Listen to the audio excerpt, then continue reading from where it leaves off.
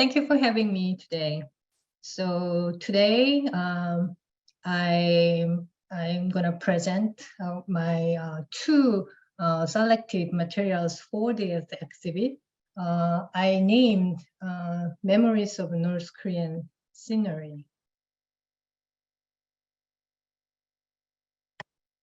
So one of materials that I selected for the exhibit is 함흥십경도, 관북십경도.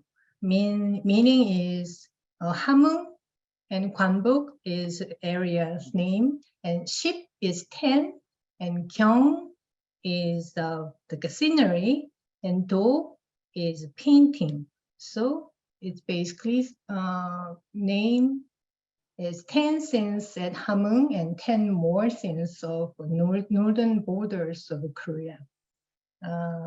We assume that it's like about 1882 years. And other items I selected is Korean. It's like Korean women. So let me start with a little bit of a brief introduction of this Korean, since we are talking about this some kind of places and areas of Korea. So this is like a Korean map, north and south map, and you see this a red line. This is the famous 38th parallel, and Seoul is here. And Pyongyang is here. So 함흥십경도, Hamhung is around this area. And the Kwanbuk is this area, like a very northern part of Korea. So for your information, the latitude of Pyongyang, or this a North Korea is a little bit similar latitude with Connecticut. So when I came to Connecticut from Hawaii, many people think oh, it's you are not familiar with this weather, the 4 seasons, since you lived in Hawaii for a long time. But no, it's not true, because I'm from Korea. So it's more likely a kind of a similar weather and the seasons, and many familiar trees or flowers from Korea. So I was happy to be here. So there is a really big a mountain range around here, and since the Seoul area was the capital of the Joseon Dynasty for a long time, maybe you can guess it's really hard to travel up to this north part. So and then a travel or many things is not that easy to travel too far away. It's not just to about going to north, but also traveling in that time is not that a common or easy thing. So Namguman, when he posted to Hamgyong province as a governor at the time, he selected a set of 10 scenic spots of Hamhung, because maybe he was so impressed by this beautiful sceneries or scenes, and other sets of 10 scenic spots of Kwanbuk area, the native place of founding king of Joseon, the first king of Joseon, actually from this area, the North Korean part. And he had a painter, the painter scenes, subsequently pairing each painting with his own prose on the 10 views of Hamhung and the 10 views of Kwanbuk. So today, unfortunately, the original paintings with his text written on them are not extant. The theme was popular, however, until the end of the Joseon period, and many copies of them were produced. So paintings show the topography and the landmarks representing each of the 10 scenic spots, such as fortress walls and military and administrative facilities. On the upper parts of each album leaf is the transcription of Namguman's prose. So let me share, show some Beinecke digital collection. You can actually see the digital copies of this. So let me share this.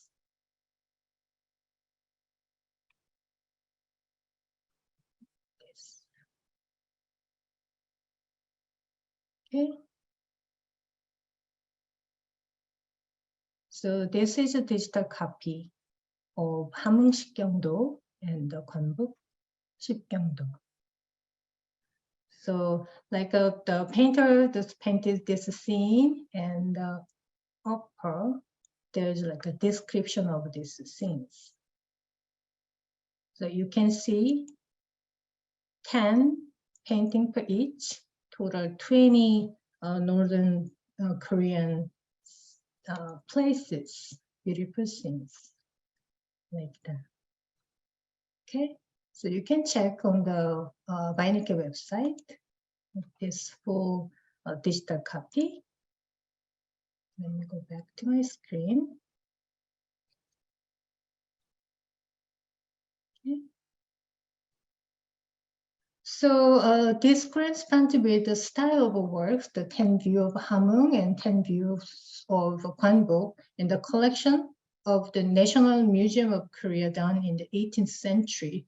However, the elements in the paintings in this album are rendered more simple and are like a little bit mannered in styles. So let me show you again about the one in National Library of Korea. National Museum of Korea. Okay, not this one. Sorry about that.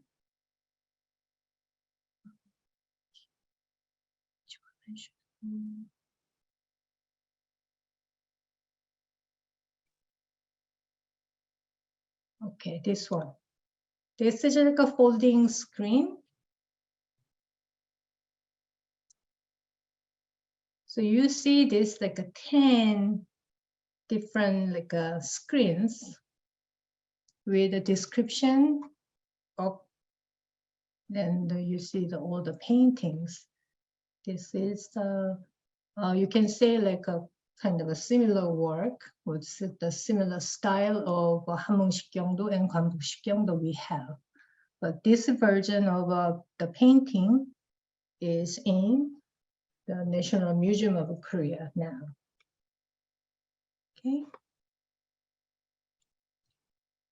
Let me go back to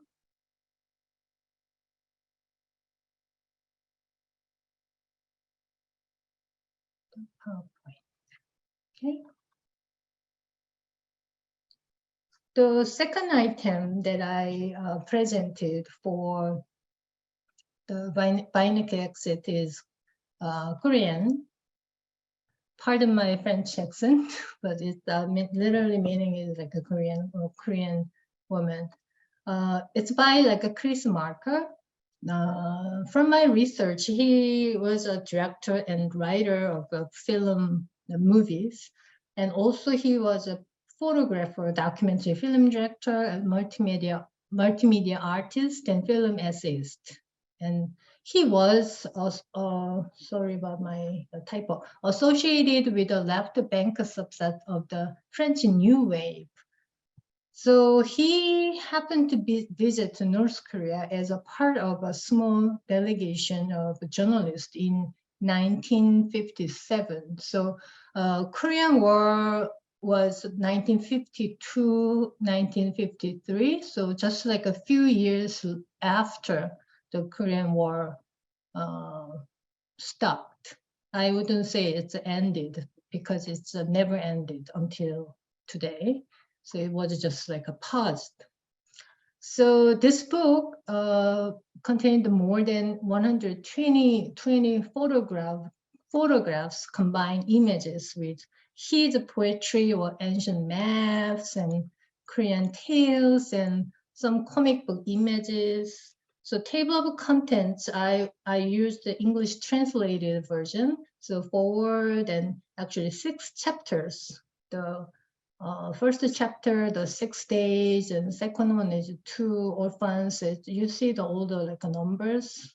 I'm not sure it was like his intention, but it was an interesting title of chapters. So each chapter has contained like the photos by him and also his like essays. It's almost like a reading movie because it's really nice photos and his really nice essays or his thoughts about the scenes and things and people, mostly like women in North Korea when he visited. Okay, so in his book, he kind of describe about the Korean or Korea, which is like a North Korea here. So I kind of feel personally that he really liked and he was touched by this North Korean people's hospitality and like nice scenes as he described it like this. So I just like cited here and there. Then the last one that I used for the exhibit label, but that all of history with its refs and its blood sweats has not yet done away with a human smile. Upon reflection, this meeting was worth a cable. From our special correspondent in Pyongyang, life is still sweet. Photo follows. So personally, this phrase makes me really, how can I say, some like a mixed feeling when I read this. So somehow he saw that there's some hope about like the North Korean people are still, they're like a beautiful smiles and the things are beautiful still there, but literally and in reality, it after the few years after Korean War, are there really, there was a hope and actually there is any kind of like a beauty or smile left? I'm not sure. But what he saw was like that. So let me share his digital copy that actually we have. So, okay, you see this. So like the 함흥십경도 and 관북십경도, the Beinecke digital collection has this digital like copies, full access, so you can actually enjoy this one. Let me show you some like a glance. So this is a title page. Actually, it was published in Korean version in Korea a few years ago.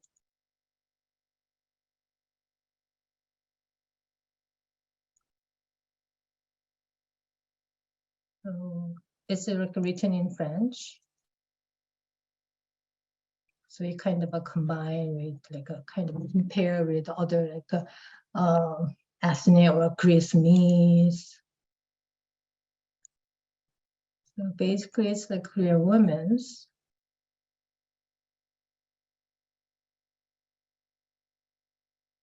And he inserted some like poster images and comic book images on his chapter. And some like a market, boys and girls like that. So if you're interested in, you can check later. Okay, so actually this is what I prepared for this like the items that I selected for the exhibit. Sorry. So Michael? Thank you so much, and appreciate the introduction to these materials, and again, encourage everyone to visit who can to visit the show on site. I wanted to talk a little bit about how you got into librarianship, and then we'll follow that with sort of you've been at Yale for since 2019, but how did you get into librarianship? Okay, so I got this question kind of often, especially from like library students and my colleagues in Korea. I wish I had really like a kind of really good story that, oh, I really love the library, that I knew that I wanted to become like a librarian. But unfortunately, I had no such a story behind my librarianship.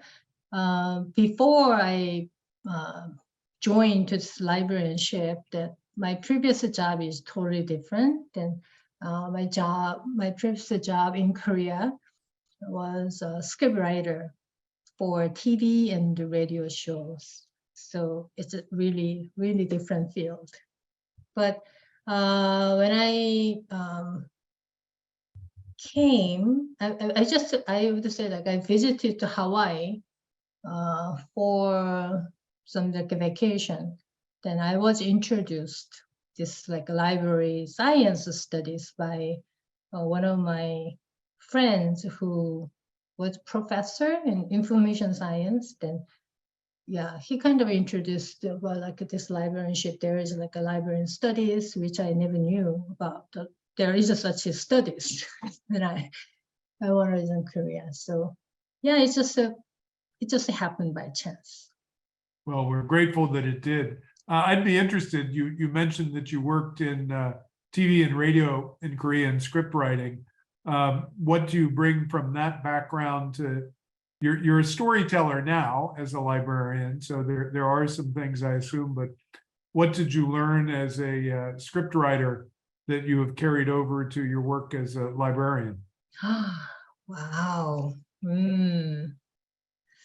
I would just say the work itself is quite different, but at the same time, the working as a script writer for the TV and radio requires lots of firm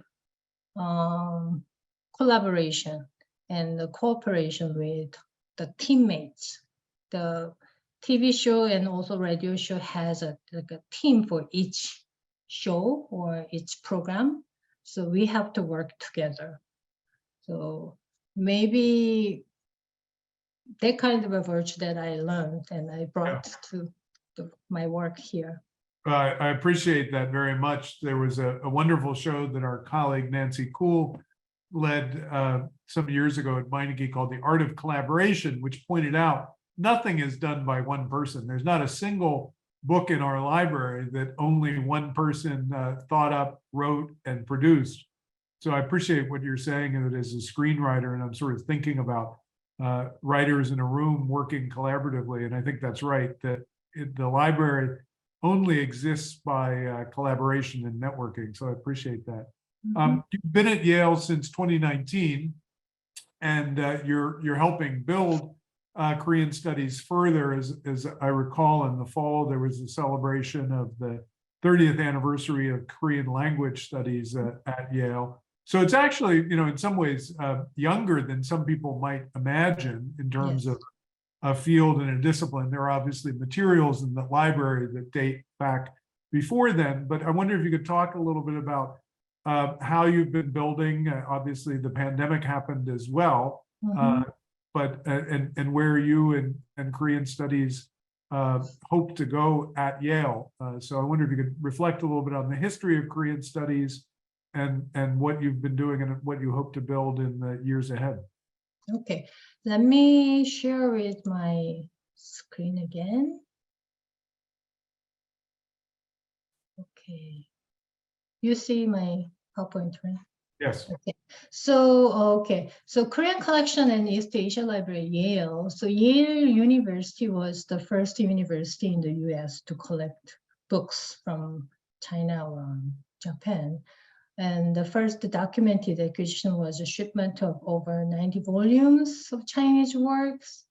So it's like a, pay attention to this year, 1848, and later the Japanese books, Japanese collection started 1878. So like early 19th centuries. But Yale Librarian were corresponding with missionary in Korea and book dealers in Europe in the effort to expand the Korean holdings by 1903, much later. And the first Korean book appeared in 1915. So it's like much later than China or Japan collection. Then 2019, Dr. Hwan-Soo Kim in Religion Studies Department joined the Council on East Asian Studies. He was the first Korean studies faculty, I would say. And that the same year, first Korean Studies librarian position was established and filled in 2019.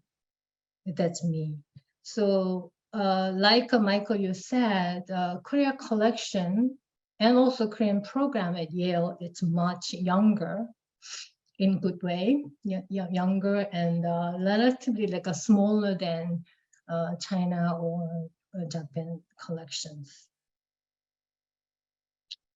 But Korean, since I joined to Yale, then I kind of trying to, how can I say, like build a foundation, the foundation for the Korean collection for the Korean program of Korean studies at Yale. So we have a Korean rare old books collection and the e-resources and some archival collections that I surveyed since I joined.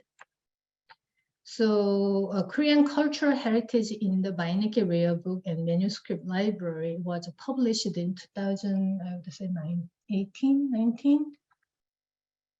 So it was, so Korean old books in Beinecke and special collection is primarily from the late 18th and 19th centuries and notable for their variety, religious, secular, and official publication. So we have this catalog books, then also it was digitalized, this catalog. So if you're interested in, you can check. And not many people actually know that we have this Korean old rare books at Beinecke, but we have a good number of items at Beinecke. Okay. And we subscribed all the major Korean studies databases and also newspapers and archival materials that I started like, research a little bit. So I categorized like this all by myself, but yeah, some like missionaries related materials and foreign relationships and Cold War, Korean War, democracy of arts, but especially the Korean War collection and manuscript archive that was used by teaching faculties for their class about Korean courses. Korean War collection in archival collection contains some like propaganda stuff. Propaganda leaflets and very like a visual materials. So it was so popular resources that we've been using for the classes. Oh, I just explained this one. Yeah, pretty much like that. And I would like add more about the North Korean materials. Okay, let me share screen again. So actually, the North Korean materials and North Korea collection, very like I would say like a popular items for Korean librarians in outside of Korea, because it's rare and it's hard to get acquire in Korea. So we are a little bit like a how can I say, advantage, like located in outside of Korea, in US especially. So since I joined, that I kind of proactively collected the North Korean materials. Then the 북조선실록, the Annals of North Korea, is the biggest, largest set about all these comprehensive primary resources for North Korean studies. I think it's a little bit outdated. It's a set of 14 now, I would say, but it's just coming out. Every so often they just publish it like 20, 30 volumes, keep doing that, because it only covers 10 years, less than 10 years for 130 volumes. So you can imagine how big these volumes will be. So we acquired up to date. And also the North Korean school textbook collection. So this collection comprised of all school textbooks that were published in the North Korea. So kindergarten to 12 and actually college, covering subjects such as language, sociology, ethics, and science, and everything. And it covered 1948 to 2010. So this is one of a few essential resources for North Korean studies. And North Korean studies researchers, as well as researchers in interdisciplinary areas. This is really, good resources to study about like North Korea, because it covered all kinds of a subject, and actually what they teach is at the school that you can actually see. So one of the Korean studies PhD students using these materials so well, then he gave like a presentation about the collection resources and published the articles. Then every time he mentioned about, oh yeah, we have this collection, very proudly, and he was so happy about that.